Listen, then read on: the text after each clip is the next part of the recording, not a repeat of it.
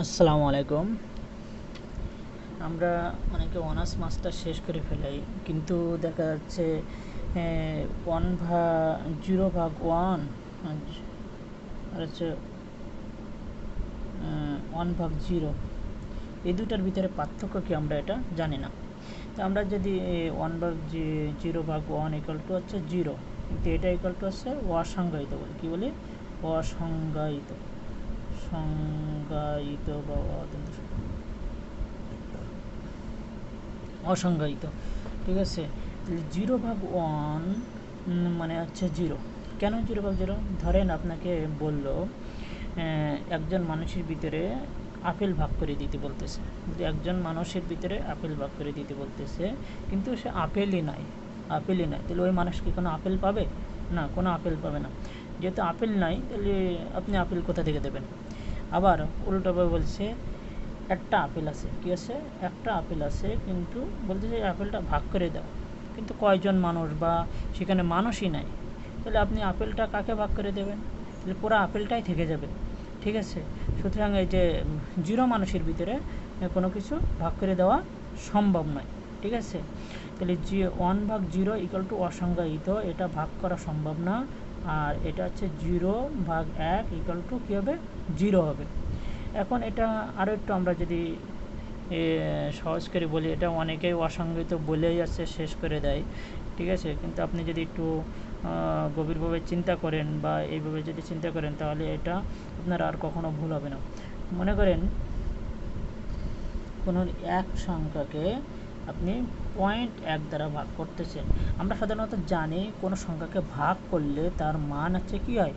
ছোট হয়ে যায়। আপনি 6টা আপেল 2 জনের ভিতরে ভাগ করে দিতে বলতেছেন, তো প্রত্যেকে 6টা আপেল 2 জনের ভিতরে ভাগ করে দিতে বলতেছে, তাহলে এটা কী হবে? প্রত্যেকে 3টা করে আপেল পাবে, ঠিক আছে।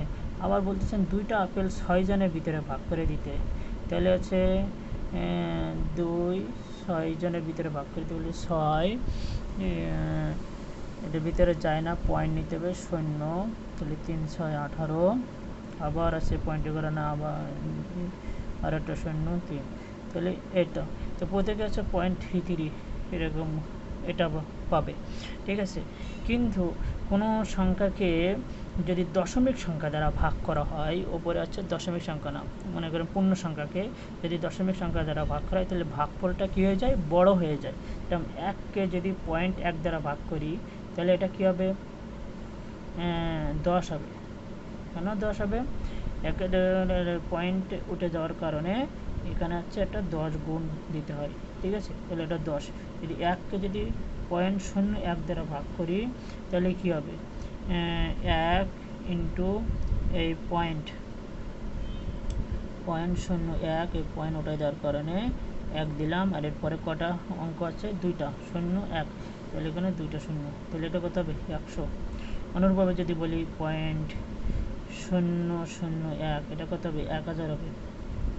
0.0001, এটা কত হবে? 10,000।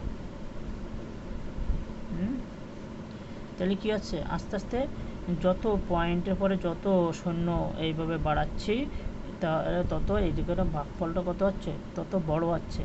এইভাবে আমরা লিখলাম 0.0000, এইভাবে মনে করেন 100টা শূন্য দিয়ে পরে 1 দিলাম, ঠিক আছে।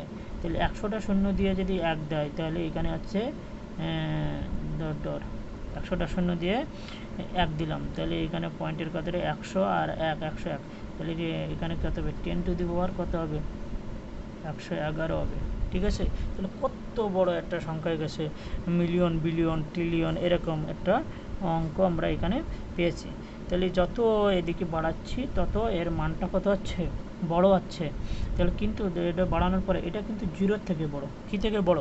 0 থেকে, কারণ এর একটা মান আছে, কিন্তু 0-র কোনো মান নেই। তাহলে মনে করেন যদি আমি কোনো সংখ্যায় এই 1কে যদি 0 দ্বারা ভাগ দেয়, তাহলে তার মানটা কত বড় হবে? সেটার মানটা অনেক বড়। সেজন্য এখানে এটা ইনফিনিটিভ চিহ্ন, এটাকে ইনফিনিটিভ চিহ্ন, অর্থাৎ এটাকে ইনফিনিটিভ দ্বারা প্রকাশ করা হয়। কারণ 0 থেকে একটু বড় সংখ্যা দ্বারাও ভাগ করার পরেও মানটা হচ্ছে অনেক বড় হয়ে যাচ্ছে। তাহলে 0 দ্বারা ভাগ করলে কী হবে? অনেক বড় হবে মানটা, ঠিক আছে। সঙ্গে ইনফিনিটিভ, বা এটাকে আবার কি বলা হয় অসংজ্ঞায়িত। তাহলে 1কে 0 দ্বারা ভাগ করলে কী হবে? ইনফিনিটি বা অসংজ্ঞায়িত।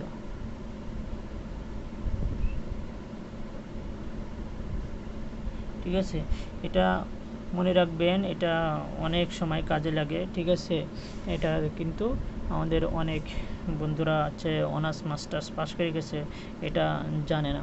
ঠিক আছে, আর ভিডিওটা ভালো লাগলে লাইক কমেন্ট করবেন, চ্যানেলটা সাবস্ক্রাইব করবেন। আসসালামু আলাইকুম।